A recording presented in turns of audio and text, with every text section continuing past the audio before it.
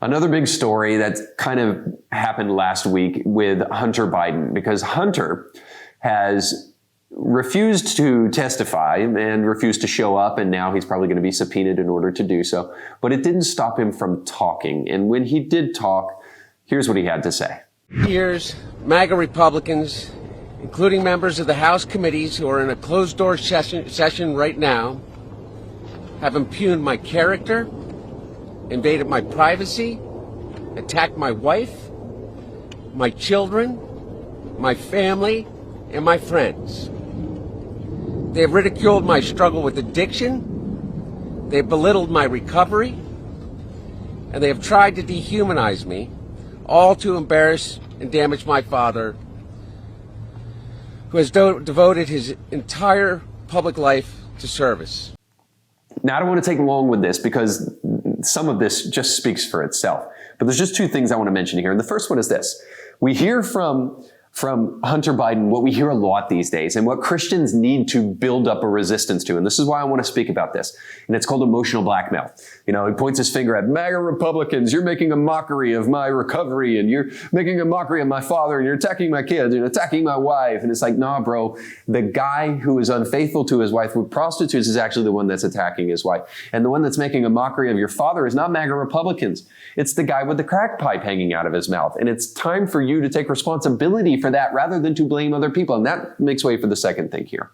As a Christian, I want to point out the fact that your emotional blackmail is not going to work on us. You can't just say, oh, well, you're a Christian, you're supposed to be nice about this thing. It's like there's some things that we're not supposed to be nice about. In fact, there is no 11th commandment, thou shalt be nice. Obviously, we need to be charitable as much as we possibly can be, but we're not here to try to people please you so that you think we're nice. We're here to try to change the world. Now, we want to do that as nicely as possible, but there's times where we cannot do that nicely.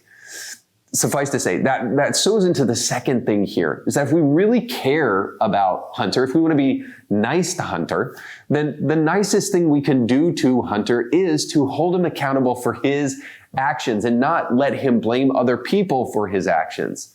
See, that is a great way to turn somebody who is a recovering drug addict into a sociopath. Personal responsibility is the way to make a recovering addict somebody who becomes a contributor to society. If he is not able to make that leap, he will continue to blame other people for his problems and then even potentially go back into his addiction. Now, I as a pastor have dealt with this on numerous occasions, whether it just be the textbook narcissist or it be the person who is dealing with addiction. If we really care about Hunter's addiction, if we really care about Hunter being held responsible for his actions, past and present, then in the future, we need this fishing expedition to see if Hunter needs to pay the consequences for any crime he may have committed.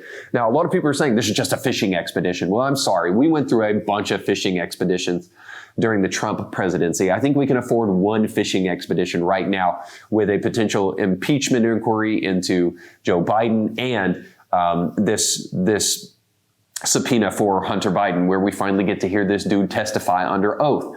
It's important for us to know, and more importantly, if you really care about Hunter, and that's the thing at the end of the day, real compassion doesn't overlook this and just try to wash this under the rug or use emotional blackmail to try to say, if you're loving, you won't want vengeance here. It's not vengeance. It's justice, and justice must be served. I'll put it to you the way Thomas Aquinas said. He said, love is willing the good of the other. This is why we don't use pronouns. This is why we don't cut on an individual and let them fall under the delusion that they will be bettered by cutting off their genitalia. We don't let them do that because loving people is willing the good of the other. We want what is best for them. And what is best for Hunter here is that he pay for his crimes, every single one of them.